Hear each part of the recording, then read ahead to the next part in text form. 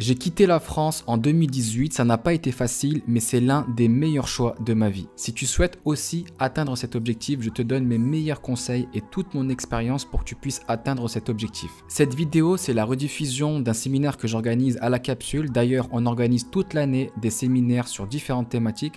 Tu peux en savoir plus dans la description. Si tu veux voir la deuxième partie, la session questions-réponses, tu as le lien dans la description de cette vidéo. Voilà, je te souhaite bon visionnage et si tu as des questions, n'hésite surtout pas à me les poser en commentaire. Donc le sujet aujourd'hui, ça va être comment quitter la France avec mon retour d'expérience du 93 en passant par la Tunisie jusqu'à aujourd'hui aux Émirats Arabes Unis, alhamdoulilah. Dans un premier temps, je me présente pour les personnes qui ne me connaissent pas. Donc, je m'appelle Yacine, je suis entrepreneur et formateur business depuis 2017. J'ai commencé à me former en 2016 et je me suis lancé en 2017 avec Amazon. J'ai quitté la France en 2018, alhamdoulilah. J'ai vécu en Tunisie pendant 3 ans. Vous allez comprendre que cette étape, ça a été vraiment un game changer dans ma stabilité. Et je suis installé aux Émirats Arabes Unis, donc particulièrement à Dubaï, depuis 2021.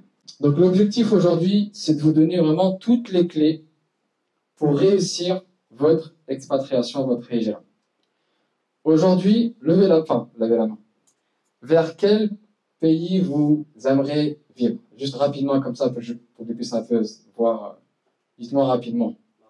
Maroc. Maroc aussi. Maroc, Algérie. Ok. L'Arabie Saoudite. La Guinée. Ok. Ok, les Émirats, Sharjah. Quoi d'autre? Allez, pour rêver là. Oui. Côte d'Ivoire. Ok. Les Émirats. Ok. Les autres, non, vous voulez rester ici. Rapidement. Ouais. L'Algérie. Le Mali. C'est pas encore? Ok, bon. Ok, ça marche. Bah, Inch'Allah, avec cette soirée, vous aurez vraiment, je vais tout vous donner pour vous donner vraiment un maximum pour que votre noble projet soit concrétisé. Donc rapidement, le planning de la soirée, on va commencer, on va commencer un peu plus tard, donc c'est pas grave. Donc la conférence, ça va durer, j'espère, au moins 1 heure, enfin 1 heure, je vais essayer de pas trop dépasser. Ensuite, on va faire une petite pause buffet, donc on va installer les petits fours, etc., histoire de remplir un peu son ventre, de reprendre un peu d'énergie, discuter avec les autres, etc. C'est très important aussi de profiter dans ce genre d'événements, de faire du réseautage, d'accord, parce que vous êtes ici avec des gens qui ont quasiment les mêmes objectifs que vous. Ça, c'est hyper important d'échanger. Ensuite, après, on reprend la pause 15 minutes et après, là, on passe à la session questions et réponses. Vous avez des petits blocs-notes que vous avez normalement sur la chaise. Ceux qui n'ont pas de bloc-notes, simplement vous levez la main, on vous en ramène avec des stylos. Donc vous allez, voilà, comme ça, vous prenez des notes où vous notez vos questions tout au long de la conférence. Et après, on fera une session questions-réponses où je répondrai à toutes vos questions, Inch'Allah. Et après, voilà, la fin est prévue, Inch'Allah, pour 22h45 minutes, 23h, pardon. Donc là, je vous présente un peu l'endroit dans lequel vous êtes maintenant. Donc là, c'est la capsule. Donc la capsule, qu'est-ce que c'est? C'est un espace de coworking, mais pas que. C'est un espace où l'objectif de cet endroit sera, voilà, ça va être un peu, enfin, j'espère en tout cas, l'objectif, ça va être que ce soit the place to be, comme on dit, pour l'entrepreneur, pour faire du réseautage. Il y aura donc là je suis le premier d'une série de conférences, mais il y aura d'autres intervenants, d'autres thématiques, etc. Donc on va organiser donc tout au long de l'année, Inch'Allah, donc plein de séminaires de ce genre avec des intervenants différents. Okay, on a voilà pour développer son réseau, pour développer ses connaissances. Donc voilà, ici, Inch'Allah, j'espère que ça va être très profitable pour tout le monde. Et on a aussi un nouveau programme qu'on a sorti, c'est pour les ados de 15 à 18 ans, qu'on a appelé Adopreneur. Donc ce programme, en fait, il est dédié, c'est un programme gratuit, où on va essayer donc de motiver la jeunesse à entreprendre et à découvrir d'autres... voilà, on va essayer de faire ce qu'on peut pour les aider à entreprendre ou à créer des choses, d'accord? Donc on va faire aussi intervenir des personnes, bénévolement pour aider. Voilà, ça sera ici principalement. Ok, donc là, on va faire un constat. On va faire un constat aujourd'hui, c'est un constat, donc c'est un constat. Donc on n'est pas là pour se plaindre, d'accord? Parce que ceux qui se plaignent, ils n'avancent pas. Le constat, c'est que, la réalité, c'est que on est dans un endroit où, voilà, anti-islam. Il n'y a pas plus clair en fait. Ensuite, il y a l'aspect économique. C'est une réalité. Tout augmente sauf les salaires. Au bout d'un moment, ça va craquer. D'accord? Troisième chose, l'éducation scolaire. On va pas rentrer dans les détails. C'est une catastrophe. Et l'insécurité qui augmente de plus en plus dans nos grandes villes et partout. Encore hier, je crois, à Marseille, je ne sais pas ce qui s'est passé. Donc c'est très, très, très, très compliqué. Donc ça, c'est un constat. On n'est pas là pour juger, on est là pour dire, OK, c'est ce qui se passe aujourd'hui, actuellement. C'était déjà le cas il y a quelques années, mais c'était pas aussi flagrant, en tout cas évident. Mais là, c'est devenu un extrême niveau. Mais aujourd'hui, on n'est pas là pour se plaindre, on est là pour agir. Dites-vous une chose, les amis, que si vous ne faites rien, personne va venir vous offrir une meilleure vie. Constatez la situation, mais là, il faut vous dire que personne ne va venir, il va dire toc, toc, toc, toc, toc, c'est quoi, je vais t'offrir une meilleure vie. Dans ce cas-là, il faut comprendre qu'il faut se bouger. Et plus on se bouge, plus on se bouge tôt, plus on aura des résultats. Si on constate et on ne fait rien, malheureusement, rien ne va changer. Alors, donc partir, pour moi, personnellement, c'est la meilleure décision. Donc là, ici, en même temps, avec cette conférence, je vais vous réconforter avec ce choix. Ce choix qui n'est pas forcément facile. C'est difficile. Mais aujourd'hui, alors, je peux accepter les personnes... allez-y. Il y a encore deux places ici. Hein. Donc, je respecte les choix de chacun. Il y en a qui veulent rester, il y en a qui veulent partir. Donc là, je pense qu'on a plus de personnes qui veulent partir et c'est normal. Mais partir aujourd'hui est l'une des meilleures décisions que vous allez prendre de votre vie. C'est l'une des meilleures décisions que vous allez prendre dans votre vie. Et ce choix peut impacter toute votre descendance, toute votre génération. Vous ne vous rendez pas compte. On connaît toujours des histoires des familles le grand-père, il a acheté des terrains, il est devenu aisé, du coup, voilà, le choix d'une personne a pu impacter plusieurs générations. Et aujourd'hui, on est dans une génération, dans une époque, où justement on a la possibilité de faire ce choix, de prendre ce choix, par rapport à toutes les circonstances, tous les éléments qu'il y a autour. Alors, donc, on veut partir, mais le problème, c'est qu'on ne sait pas où partir. Vas-y, viens, il la passe. Ah, ok, ça va. Donc, on ne sait pas où partir, on ne sait pas comment faire, et on ne sait pas par où commencer. C'est les questions que vous posez sûrement, si vous êtes là. C'est pas ça? Ouais. Voilà.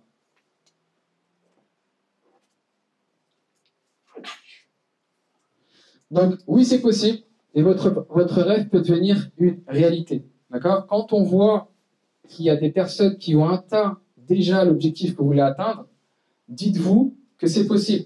Peu importe l'objectif. Il y a des personnes qui vont se dire « Ouais, mais lui, c'est un mytho, c'est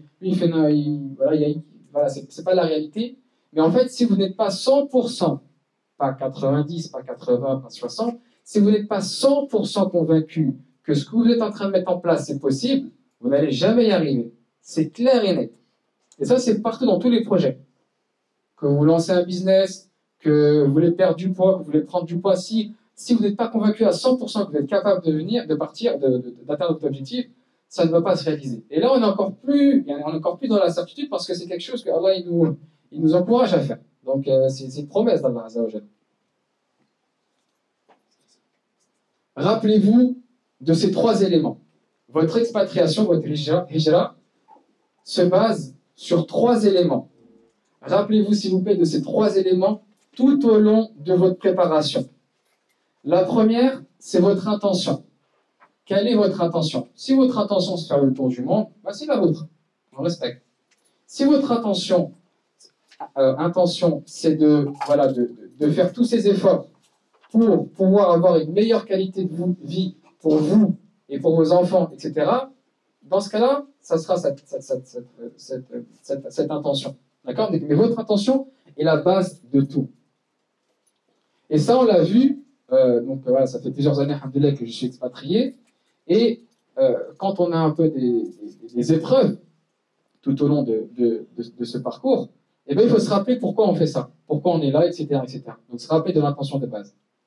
Deuxième chose, mettre en place des actions intelligentes et halal. Alors, pourquoi je dis ça? La première chose, c'est que, ok, on met la bonne intention, La deuxième chose, on va mettre en place des causes, donc des causes en place, ça ne va pas venir tout seul. Premièrement, des causes intelligentes, faites pas n'importe quoi. D'accord, quand vous lancez un business, par exemple, faites une petite de marché, essayez de faire le maximum pour que vous réussissez. Ne faites pas ça à l'arrache. Voilà. Donc faites des causes intelligentes, premièrement.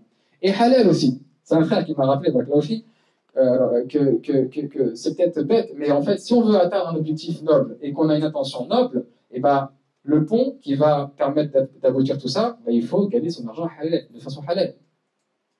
C'est une évidence, mais c'est un rappel. Il faut faire des causes halal. D'accord? On peut pas, la fin ne justifie pas les moyens. D'accord? Donc ça, c'est hyper important aussi. Et troisième chose, c'est la patience.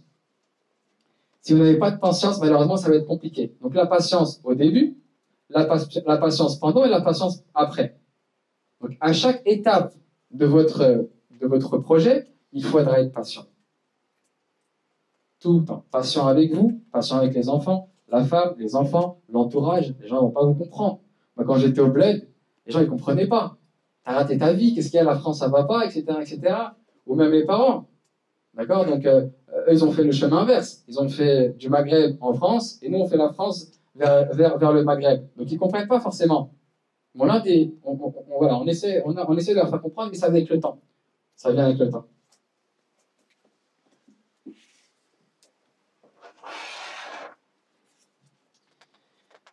Alors, pour atteindre ce noble objectif, vous devez faire des changements radicaux et difficiles. Vous devez mettre les moyens qu'il faut à la hauteur de votre objectif. Les amis, si vous voulez atteindre cet objectif, qu'est-ce que vous devez faire? Vous devez mettre autant d'efforts. Donc, s'il n'y a pas de changement, il n'y a pas de résultat. Retenez bien ça. Si vous voulez atteindre un objectif et que vous mettez aucun effort et que votre vie ne change pas, vos habitudes ne changent pas, vous n'aurez jamais de résultat. C'est clair et net. Si entre le moment où vous voulez vous expatrier et le moment où le moment où vous décidez de vous expatrier et le moment où vous êtes en train de mettre en place des choses pour vous expatrier, rien ne change, posez-vous la question. Donc il faudra mettre les efforts à la hauteur de votre objectif. Ça va être dur. Il faudra faire des choix difficiles, faire des concessions, ne plus acheter certaines choses, ne plus partir en vacances pendant quelques années, ne plus acheter des téléphones à 1500 € ou des paires de pompes à 200 balles. Tout ça, c'est un cumul. D'accord? Il faut négliger aucune action. Donc, pas de changement, pas de résultat.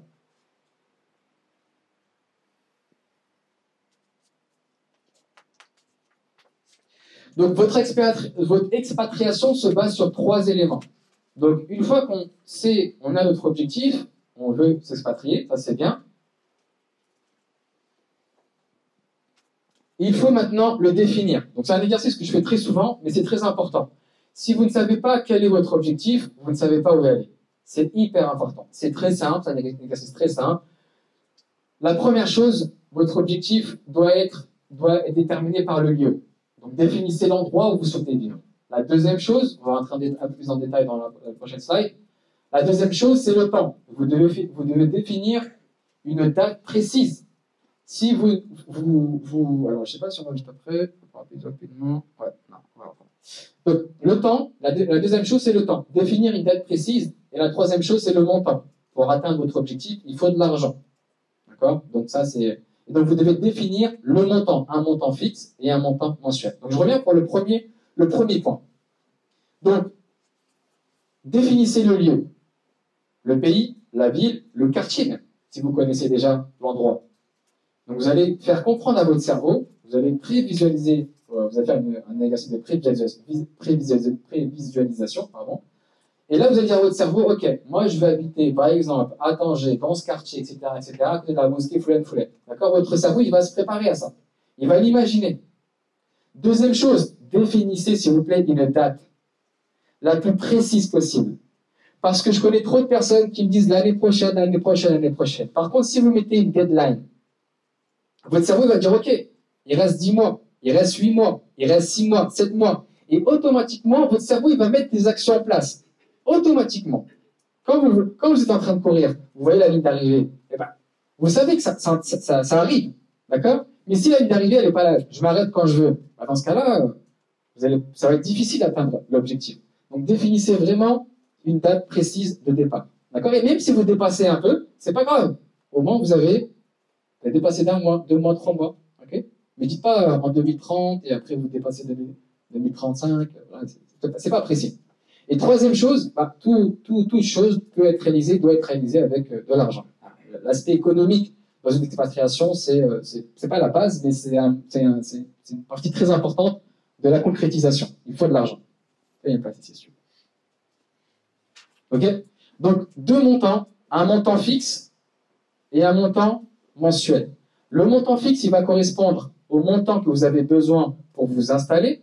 D'accord? Donc, par exemple, vous allez faire une étude de marché. Combien il me faut pour louer un appartement? Combien il me faut pour m'installer? Le montant fixe, c'est l'installation. Et le montant mensuel, ça va être combien il me faut pour vivre, pour payer l'électricité, l'eau, les factures, etc., l'école des enfants, etc., etc. Deux montants, donc, à définir. Ok. Donc, là, on va décomposer en 3 étapes. Donc, la première étape, c'est la partie spiritualité. Il faut être convaincu que c'est la meilleure solution pour vivre. Il faut se dire que, ok, si je veux vivre et arrêter de survivre, de subir, il faut que je sois convaincu à 100% que c'est la meilleure décision et que c'est la meilleure chose pour moi et ma famille pour vivre confortablement. Vivre, tout simplement. Alors, en fait, là, on demande simplement de vivre, en fait. On veut arrêter de se cacher, de ne pas montrer notre confession, de jouer un rôle, en fait. Parce qu'en fait, la réalité, c'est qu'on joue un rôle tous les jours, en fait. On joue un rôle, malheureusement. D'accord? Et être aussi 100%, je dirais même à 1000% convaincu que Allah va réaliser votre demande. Si vous n'êtes pas convaincu, malheureusement, ça ne va pas fonctionner. Donc, soyez vraiment 100% convaincu que ce que vous allez faire, Allah il va vous le donner. C'est sûr et certain. Deuxième chose, une fois que du côté spiritualité, au niveau du cœur, on est convaincu, etc., là, on ne fait plus marche arrière. On est plein gaz, on est hyper motivé, on ne retourne plus en arrière. Deuxième chose, qu'est-ce qu'il faut faire? Il faut le concrétiser au niveau business. Et donc, il faudra mettre en place un business. Donc, rapidement, on va faire on va réviser un peu les bases de l'éducation financière. On a ce qu'on appelle les actifs et les passifs. Les actifs, qu'est-ce que c'est? C'est tout simplement ce qui vous rapporte de l'argent. C'est toutes les choses qui vous apportent de l'argent dans votre poche. Et un passif, c'est tout ce qui vous enlève de l'argent de votre poche. Donc un actif, c'est tout ce qui vous fera gagner de l'argent. Et un passif, c'est tout ce qui vous fait perdre de l'argent. Donc, comment faire pour avoir plus d'argent? On gagne plus d'argent. Et aussi, et ça, c'est hyper important dans l'éducation financière, c'est qu'on dépense moins d'argent. Parce que si vous augmentez vos revenus et que vous dépensez autant, vous pouvez ne pas avoir d'argent à la fin du mois. Si vous gagnez 2000 euros et que vous dépensez 2500, vous êtes carrément dans le négatif. Même si vous gagnez 10 000 euros et que vous dépensez 9500 euros, il vous restera 500 euros de côté. En revanche, quelqu'un qui gagne 2000 euros et qui dépense que 500 euros, il a combien à la fin? 1500 euros. Donc la personne qui gagne 2000 euros uniquement est plus riche que la personne qui gagne 10 000 euros. Et ça paraît tellement évident que des fois on voit des personnes qui gagnent bien leur vie, mais on ne connaît pas leurs dépenses. Donc ça, c'est très important. Comment gagner de l'argent? Augmenter vos sources de revenus et baisser donc vos dépenses. Donc, une fois que le capital de départ est défini, il faut donc mettre une stratégie en place. Et vous allez voir qu'en décomposant cette stratégie, tout va se baser sur ces petits éléments. Donc, partons du principe que vous avez besoin de 8 000 euros pour vous installer et de 1 500 euros par mois pour vivre. Donc, 8 000 euros, là, vous êtes en France, il faut coffrer, il faut travailler, jour et nuit, il n'y a pas de secret. D'accord? Donc, il faut travailler et mettre de l'argent de côté et dépenser le moins d'argent possible. Et ensuite, pour avoir les 1 500 euros par mois, on va prendre un exemple. Vous vendez un service à 500 euros. 500 euros uniquement. Donc, je prends l'exemple d'une des activités que je propose, donc l'agence marketing digital. avec l'agence marketing digital, vous pouvez vendre des sites internet en moyenne à 1000 euros. Là, j'ai mis 500 euros. 500 euros, vraiment, c'est un prix très bas, très très bas. Donc, 500 euros, vous vendez un service, vous gagnez 500 euros. Vous avez, pour avoir les 1500 euros, vous devez avoir 3 clients par mois. 3 clients par mois. Si vous avez un taux de conversion à 10% pour avoir ces 3 clients, il vous faut combien de rendez-vous? 30 rendez-vous par mois. Donc ça fait un rendez-vous par jour. D'accord? Donc si vous faites 30 rendez-vous dans le mois et que vous convertissez à 10%, donc vous aurez 3 clients, vous avez vos 1500 euros par mois. Mais dans tout ça, l'engrenage, le premier engrenage, c'est quoi? C'est un rendez-vous par jour. Si vous ne faites pas les 1 rendez-vous par jour, vous n'aurez pas vos 30 rendez-vous par mois, et vous n'aurez pas vos 3 clients par mois, et vous n'aurez pas les 1500 euros par mois, et vous ne pourrez pas vivre dans le pays où vous souhaitez. Donc, pourquoi j'ai décomposé en plusieurs étapes? Parce que, ok, vous voulez partir, mais ça commence par le 1 rendez-vous par jour. Si vous ne passez pas, si vous ne le faites pas, c'est un exemple, hein, si vous ne faites pas votre 1 rendez-vous, vos 1 rendez-vous par jour, malheureusement, vous vous éloignez de votre objectif. Et en décomposant comme ça votre objectif, ça permet de construire et de concrétiser votre projet. Donc là, c'est un exemple, hein, un rendez-vous. Mais vous pouvez en faire 5 par jour et vous pouvez augmenter vos chiffres. Et là aussi, c'est encore une fois, c'est que 10% de conversion. Plus vous allez vous entraîner, plus vous allez avoir un taux de conversion important. Donc, ce n'est pas le sujet, on n'est pas dans la partie business. Mais en tout cas, ce que je veux dire par là avec cette slide, c'est que tout part du 1 rendez-vous. J'insiste vraiment sur ça. D'accord? C'est une montagne est composée de plusieurs petites pierres. D'accord? Donc, ça commence par là.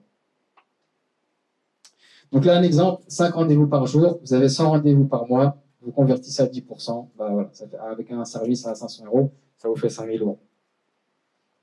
Troisième étape.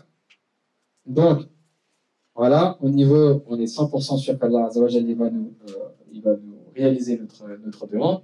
Deuxième chose, on met en place, on plante la graine du business, on fait en sorte d'augmenter nos sources de revenus, c'est une chose. Et troisième chose, donc, ça va être de réduire ses dépenses en mode économie. J'insiste, c'est hyper important. Donc, vous devez réduire vos passifs et augmenter vos actifs. Alors, c'est un exercice que je conseille de faire très souvent. Il faut le faire. C'est l'exercice du stabilo vert et rouge. Alors, l'exercice est très simple. C'est un exercice qui va vous permettre de vous rendre compte, est-ce que vous dépensez plus ou est-ce que vous gagnez plus? Je m'explique. Ce que vous allez faire, Inch'Allah, ce soir, dès que vous rentrez, vous imprimez votre relevé de compte bancaire personnel. Vous l'imprimez. Je ne veux pas le voir. Enfin, il ne faut pas le faire sur Internet ou quoi. Il faut l'imprimer. Vous imprimez les 12 pages, si vous avez 12 mois, voilà, ça dépend des dépenses. Et vous stabilotez les entrées. Toutes les entrées d'argent que vous avez, vous le stabilotez en vert. Et toutes les sorties, vous les mettez en rouge. Faites vraiment cet exercice parce que je l'ai personnellement fait et ça m'a fait mal aux yeux au début. Si vous avez plus de rouge que de vert, il faut se poser la question. Si vous dépensez plus que vous gagnez de l'argent, c'est mathématique. Vous n'allez jamais mettre de l'argent de côté, vous n'allez jamais forcément vous en sortir. D'accord? Donc s'il vous plaît, faites vraiment cet exercice parce que j'ai encore moi l'image dans ma tête, voilà, un peu flou, mais j'ai encore voilà, l'exercice que j'ai fait, qui est resté encore dans moi. Et ça marque vraiment. Et là, je me suis dit, ok, non, je vais augmenter mes sources de revenus, je vais faire en sorte d'avoir plus de sources de revenus, et je vais commencer à réduire mes dépenses inutiles. Donc réduisez toutes vos dépenses qui sont inutiles, qui ne servent à rien, qui ne vous apportent pas forcément de la valeur. D'accord? Après, plus tard, achetez ce que vous voulez. Ça se rachète, les choses. D'accord? Ne vous inquiétez pas. Profitez maintenant, mettez-vous en mode économie, mettez de l'argent de côté, parce que dans ce genre de projet, dites-vous une chose que chaque euro compte. C'est 1 euro de plus pour mettre dans la publicité. C'est 1 euro de plus pour avoir un client. Et peut-être que ce client-là va débloquer toute votre situation. D'accord? Donc, quand vous voyez quelque chose qui a de la valeur chez vous et que vous n'utilisez pas, vendez-le. C'est peut-être cette télé qui coûte, je sais pas moi, 1000 euros, 2000 euros, qui vous empêche d'atteindre votre objectif. Moi, c'est ce que je me disais. Je me dis, mais ça sert à rien d'avoir des... Surtout, je parle vraiment dans cette phase-là. Vous êtes salarié, faites-vous plaisir, vous avez de l'argent, faites-vous plaisir. Mais là, je parle du principe, ok, votre business, vous avez lancé votre business, vous commencez à faire des sous, mettez-vous en mode économie, même si vous avez de l'argent. Parce que plus tard, quand vous quittez, vous prenez vos valises et vous prenez l'avion, vous allez vers l'inconnu total. Et c'est ça qui est excitant. Parce que la vie de tous les jours, métro, boulot, dodo, ok, on sait ce qu'on fait dans un mois, dans une semaine, etc., etc. Même si le Covid nous a mis une grande claque, on avait nos plans et Abdrassel avait ses plans. Mais voilà, donc le moindre euro compte. Donc mettez-le de côté. Même si vous avez de l'argent, mettez-le de côté. Il va toujours vous servir quand vous serez dans un autre pays.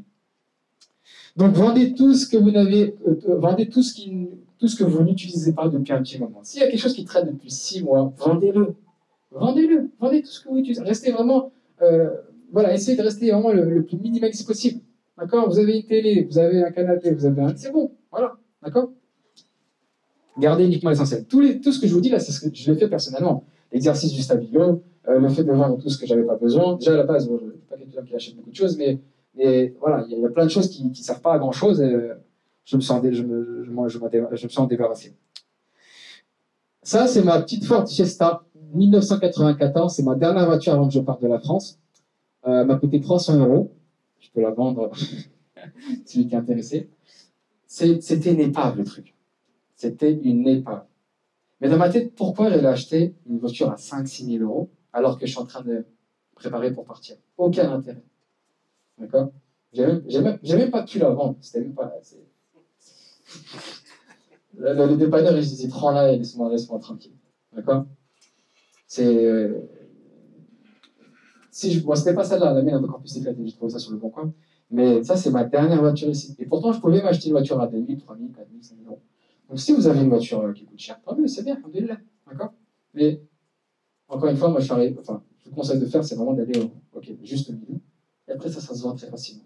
D'accord? Vous avez une voiture à 5-6 000 balles, vous récupérez 2-3 balles. Et ben, c'est 2-3 balles de plus dans votre projet. Ok, et en mettant en place ce qu'on a dit, donc vous augmentez vos actifs, vous baissez vos passifs, il y a ce qui se passe, donc vous créez un delta. Et c'est ce delta-là qui va vous permettre de concrétiser vraiment votre projet. Vous augmentez vos passifs, vos revenus, et plus vous augmentez vos revenus, plus vous baissez de façon importante vos dépenses, plus ce delta va être important. Bien sûr, à bout d'un moment, elle ne peut pas descendre plus que ça. D'accord? Donc, cette courbe de passif, elle a un certain limite. D'accord? Il faut quand même payer le loyer, il faut quand même manger, il faut quand même s'habiller. D'accord? Faites en sorte de descendre un peu. Par contre, celle-là, est-ce qu'elle a la limite? Est-ce que vous pensez qu'elle a la limite? Celle-là, il faut la tordre comme jamais. D'accord?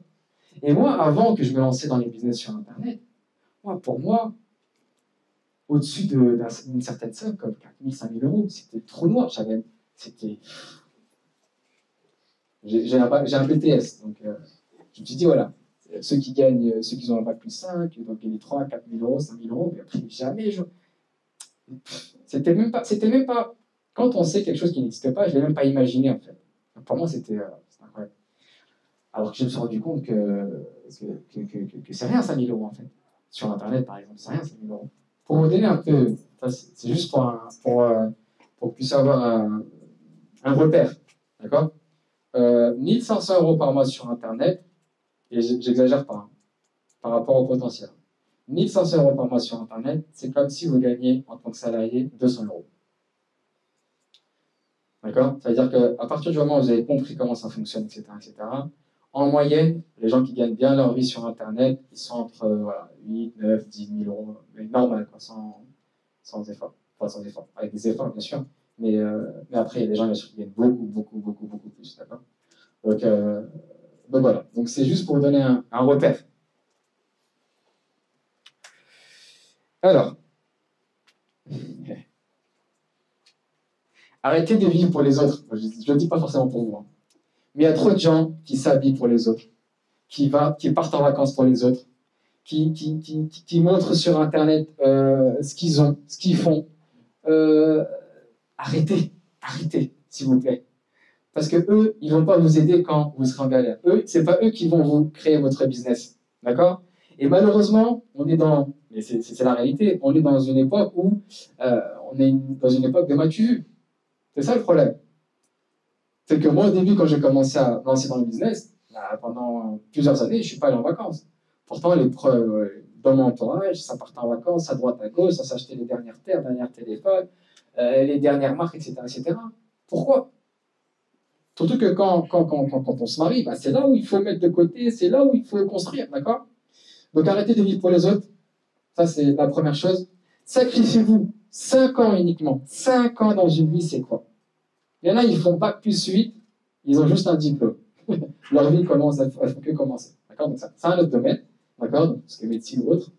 Mais 5 ans, honnêtement, c'est pas 50 sacrifices. Si je dois prendre mon exemple, c'était peut-être 2 ans, on va dire, de charbonnage. Et j'ai commencé à prendre goût à ce que je fais, un retour sur investissement, c'est au bout d'1 an et demi, 2 ans. D'accord? Mais je me suis pas, c'est pas au bout d'1 an et demi, 2 ans que je me suis dit, c'est bon, je vais me lâcher, je vais faire ce que je veux. Non. J'ai réinvesti à chaque fois tout ce que je gagnais pour consolider mes business. Donc, partez sur 5 ans. C'est large. Et ça passe très vite, 5 ans. C'est vrai, hein, le temps, il passe vite. Hein. Subhanallah. Si on revient en arrière, ça passe très vite. Donc, 50 sacrifices uniquement et votre génération future vous remerciera. Votre impact peut traverser des générations. J'insiste sur ça et je pèse mes mots. Je vous promets que ce que vous allez faire, Inch'Allah, potentiellement, bien sûr, peut impacter des générations. Pourquoi? Parce que là, vous prenez la décision de changer de pays, d'aller découvrir d'autres cultures, potentiellement augmenter vos revenus. Donc, imaginez-vous tout ce que vous allez potentiellement mettre en place pour vos enfants, vos petits-enfants, etc., etc. Vous allez créer un décalage. C'est cyclique. Pardon. Chaque génération, tous les quelques années, il y a ce qu'on appelle, j'ai plus le nom, mais la répartition des richesses. Il y a quelques années, c'était les terres. Si tu avais investi dans certaines terres, là maintenant tu es blindé. Maintenant, aujourd'hui, avec Internet, avec toutes les facilités qu'il y a aujourd'hui, on peut créer une boîte aux États-Unis. On peut créer une boîte aux États-Unis pour moins de 300 €. Avec un ordinateur, une connexion Internet, on peut facturer. Il y a tellement de choses qui sont là devant nous aujourd'hui qu'on ne peut pas se permettre de rien faire. Et c'est aujourd'hui, c'est pas demain. Donc l'opportunité, elle est encore là pendant plusieurs années, Inch'Allah. Mais si vous mettez en place vos actions maintenant et que vous avez des résultats dans 5 ans, eh ben c'est vos enfants qui vont manger, vos petits-enfants, etc., etc. D'accord? Donc encore une fois, votre objectif, il est très noble, il est très haut, il est très fort. Donc vous devez mettre des efforts à la hauteur de votre impact.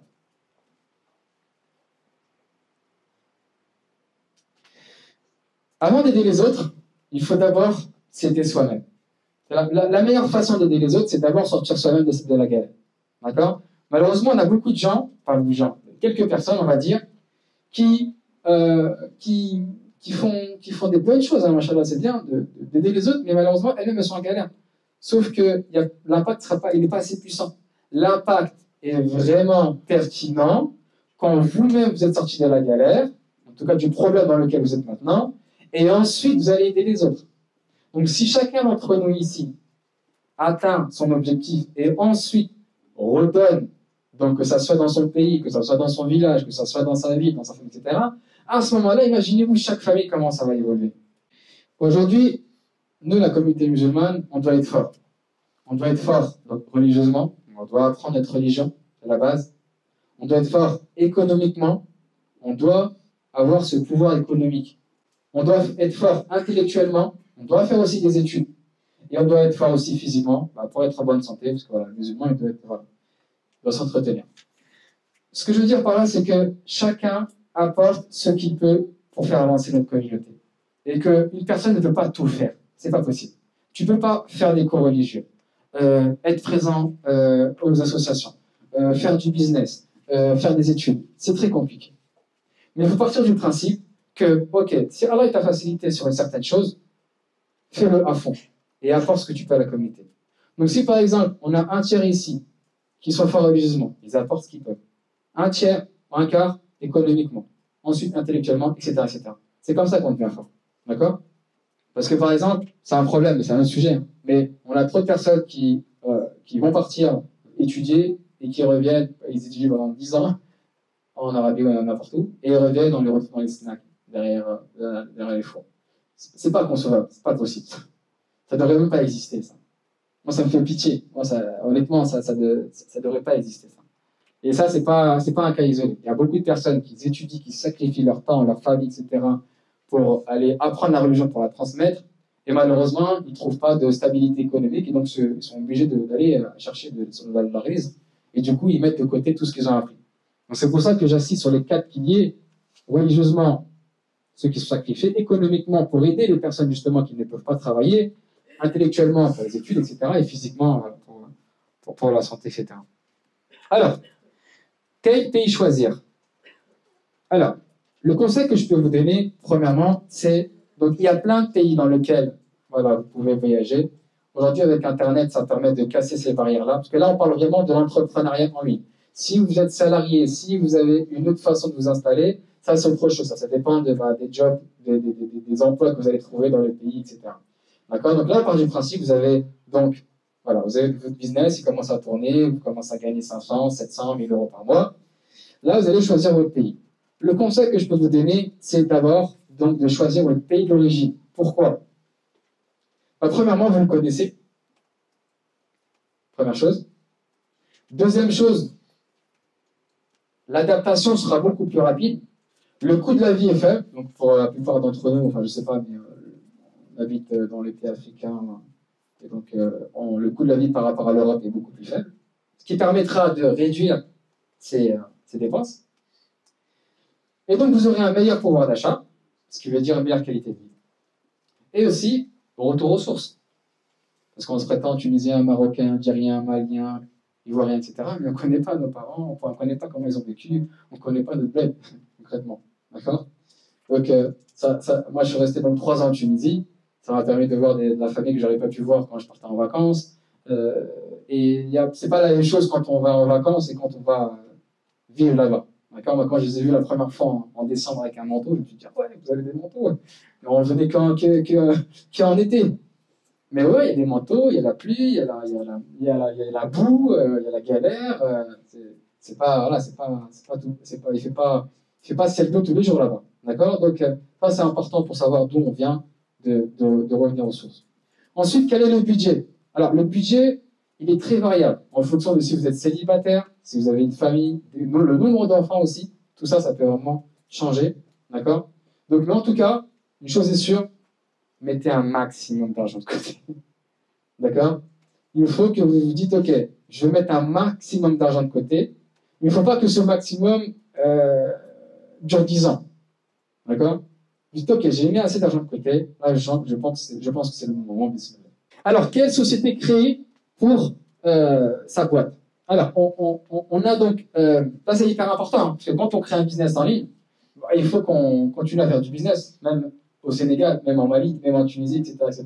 C'est important de récolter, avoir une structure professionnelle et récolter le fruit de son travail.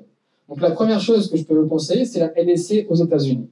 C'est la meilleure structure, la moins coûteuse, la plus efficace.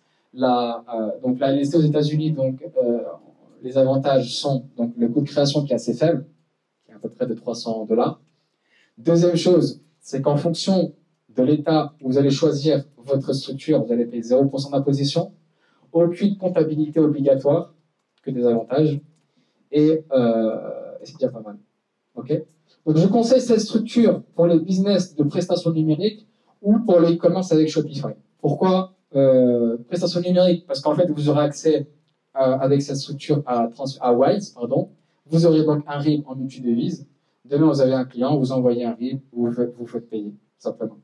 Ensuite, pourquoi e-commerce avec Shopify? Parce que maintenant, Shopify travaille plus avec Stripe. Avant, c'était le problème de Stripe. Et donc maintenant, Shopify, la partie directement Shopify paiement. Et en fait, directement, vous mettez votre compte bancaire sur Shopify paiement et vous êtes payé. Il n'y a plus cette passerelle de paiement avec Stripe. Concernant, donc, si vous faites du Amazon FBA, la LLC, je ne vous la conseille pas. Je vous conseille donc une LLP, donc c'est une structure en Angleterre. Voilà. Ensuite, quand déclarer son expatriation? Bonne question. Alors, donc là, vous avez votre business qui tourne, vous vous installez dans votre pays, tranquille. Installez-vous, vous êtes toujours résident fiscal français. Vous vous installez, ce sont des vacances prolongées. Ne vous mettez pas la pression. D'accord? Vous aurez ce qu'on appelle une année de transition. Donc vous vous installez tranquillement, vous faites vos allers-retours.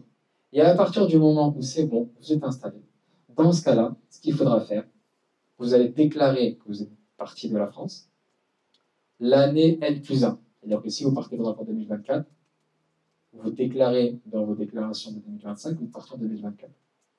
D'accord? C'est très simple. Mais une chose à la fois, vous ne pouvez pas créer un business et en même temps faire une expatriation. C'est impossible. Une expatriation, ça nécessite tellement d'énergie, ça nécessite de l'argent, ça nécessite tellement de concentration, de plein de choses, qu'on ne peut pas faire les deux choses en même temps. C'est impossible. Donc si vous voulez tout foirer, faites ça. Montez le business, lissez vos revenus, qu'ils soient stables, d'accord, 2, 3 fois, 4 fois. Si au bout de 6 mois, vous avez les mêmes revenus, là, c'est bon. Et là, vous commencez à mettre en place votre expatriation. D'accord? Donc, pour ceux qui veulent tout faire d'un coup, je vous dis clairement, c'est impossible. Avant de partir, repérez d'abord les quartiers que vous voulez, dans lesquels vous voulez vivre. Vérifiez donc, regardez les prix des logements. Ça va vous permettre de savoir combien vous avez besoin par mois pour vivre. Les écoles, les quartiers et les écoles, quelles sont dans quelle école vous voulez mettre vos enfants. Les médecins, les commerces, les mosquées. Rappelez-vous une chose, vous ne louez pas un appartement, vous louez un quartier. D'accord? C'est hyper important. Si vous avez un bête appartement, mais il est loin de tout, et que vous allez galérer, qu'il faut une voiture à chaque fois pour sortir, pour les enfants c'est galère, etc., ça sert à rien. Visez un quartier, et après vous visez l'appartement que vous voulez. D'accord? Alors, quelques conseils. Lorsque vous arrivez dans un nouveau pays, préparez-vous. Préparez-vous, il y aura des imprévus. C'est sûr et certain. Vous pensez que ça va se passer comme ça va pas se passer comme ça. Vous avez fait un plan A, et ben il y a un plan Z qui arrive. D'accord? Il y aura toujours donc des imprévus. Préparez-vous à ça. C'est pour ça que l'argent permet de surmonter ces imprévus plus rapidement que si vous n'avez pas. Ensuite, dites-vous qu'il y aura un temps d'adaptation. Un temps d'adaptation avec le climat, un temps d'adaptation avec la nourriture. Dans certains pays, le lait, c'est pas le même lait qu'on a chez nous. Le pain, c'est pareil. Les matières premières ne sont pas pareilles. Donc, il faudra s'adapter à ça. Et s'adapter aussi aux gens. D'accord? Donc, c'est une population, c'est des gens on n'a pas grandi avec eux. Et donc, il faudra s'adapter à eux et être patient. Retenez ce prochain point. N'imposez pas votre point de vue à cette nouvelle population. C'est le conseil que tout expatrié va vous donner, surtout pour nous dans nos pays d'Afrique. Nous, on arrive avec notre vision occidentale, on essaie de faire les choses à notre façon. Erreur. D'accord? Il faut écouter, regarder et s'adapter. D'accord? Donc, si vous venez vous donner des leçons, ça va très mal se passer. D'accord? Donc, ça, c'est hyper important. Et essayez de comprendre et de vous ouvrir à cette nouvelle culture. C'est vous qui êtes étranger, c'est pas eux. D'accord? Donc là, quand on est expatrié, donc on a cette casquette un peu d'étranger, tout simplement, que ce soit ici ou là-bas d'ailleurs. Et donc, il faut être considéré comme un étranger, tout simplement. Même si vous avez le même nom que votre cousin, même si vous avez la même tête, mais non, dès que vous commencez à parler, vous êtes très clair. Donc, vous vous êtes installé, vous avez trouvé le quartier, vous commencez à acheter vos premières affaires, vous avez même 500 € par mois qui commencent à rentrer, alhamdoulilah. Là, vous commencez à apprécier. Là, vous commencez Déjà, juste, vous faites vos valises. Vous allez à l'aéroport. Là, non, vous n'êtes pas en train de kiffer, non. Non, c'est faux. C'est faux, vous êtes pas en train de kiffer. Vous êtes en train de flipper. À ce moment-là, vous flippez. Pourquoi? Parce que vous fermez une porte. Pour ceux qui ont grandi ici, il y a des souvenirs, il y a des contacts, il y a des... Pour cette personne-ci, c'est la famille qu'on laisse. Et on a un grand moment pas de doute, mais de... Si, je pourrais dire doute, parce que c'est normal. C'est normal d'avoir ce truc-là. Et à ce moment-là, on va dire, OK, on a fait tout ce qu'il fallait. Maintenant, c'est la prochaine étape. On fait les valises, on ferme l'endroit ou le logement, je sais pas. On prend le billet et on va à l'aéroport. Et là, une nouvelle vie commence. On met tout le passé au passé. On va commencer une nouvelle vie, Inch'Allah. Et donc là, vous vous êtes installé, etc. Voilà, vous avez votre, voilà, vous avez identifié votre quartier, la petite mosquée du coin, l'Hélène, etc. Et là, vous commencez à respirer. D'accord? Et ce que je veux dire par là, c'est que il suffit de peu pour apprécier cette vie. Là, je ne vous dis pas, oui, demain on va tous à Dubaï, on va à Downtown, on va aller gagner des millions. Non, non, non, non, non. Là, je dis juste, essayez de sortir 5, 700, 800 euros par mois. Et avec 800 euros par mois ou même 500 euros par mois, vous pouvez vivre dans quasiment pas mal de pays, que ce soit en Afrique ou en Malaisie, par exemple. Allez, on va dire 1000 euros par mois. Donc le bonheur, il se retrouve juste dans le montant, dans ça. Et là, vous commencez à apprécier votre nouvelle vie. Votre qualité de vie est meilleure.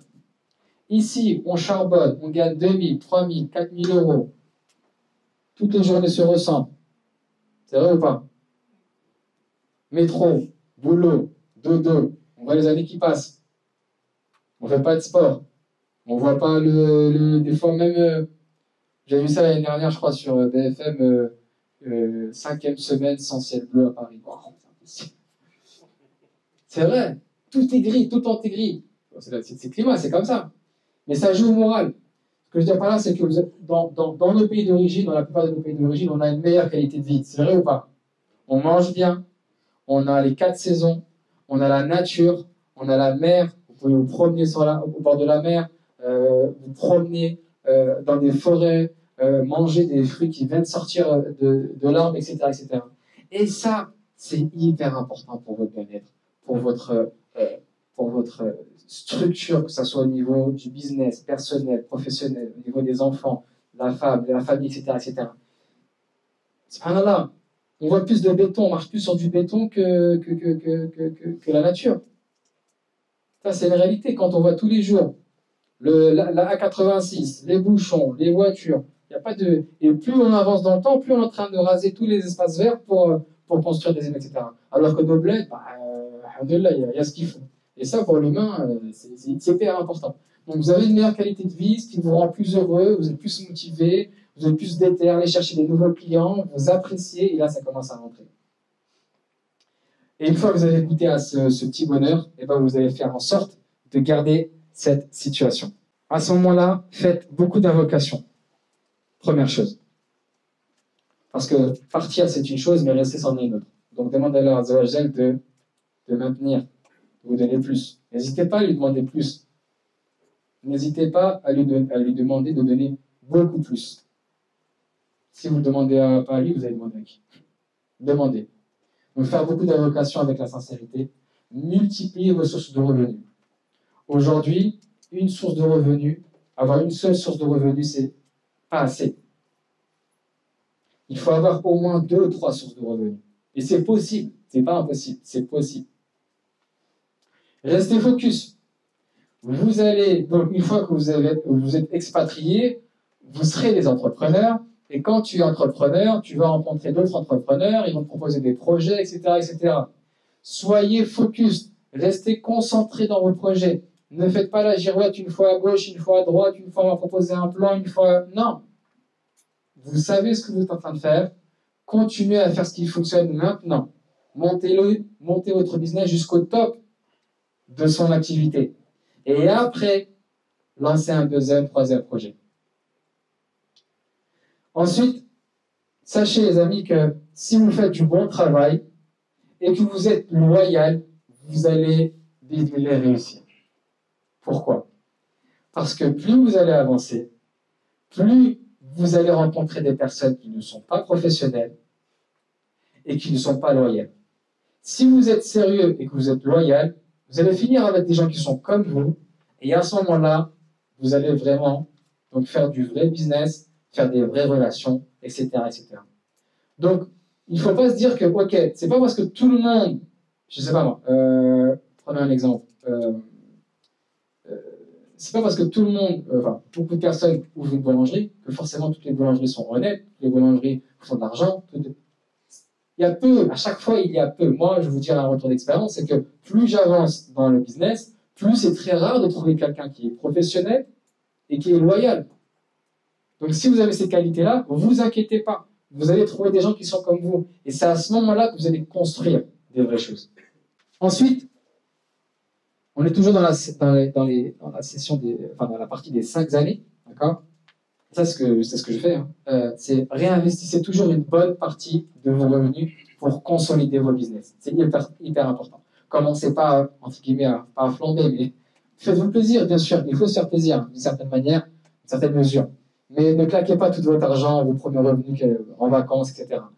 Plus vous allez être strict au début, plus votre vie va totalement changer. Plus vous allez être moins strict, plus malheureusement, ça va être fragile. Limitez vos vacances pendant les premières années. Je sais que c'est dur, mais il n'y a pas mieux. Parce que les vacances, tu claques de l'argent. Tu reviens, tu te dis, mais foire. Ok, c'était bien, mais... D'accord? Partez en vacances, vraiment, à partir du moment où même quand vous allez en vacances, vous gagnez encore plus d'argent. Là, c'est des bonnes vacances. L'objectif, une fois installé, c'est quoi les amis? C'est la stabilité. La stabilité, vous allez aller la chercher tous les jours. Tous les jours, il faut aller chercher la stabilité. Et on ne veut pas forcément gagner des gros montants d'un coup. Non, moi, ça ne m'intéresse pas. J'ai plein d'amis qui font du chiffre. Allah est belle. C'est des mois vraiment à 150K, à 500K.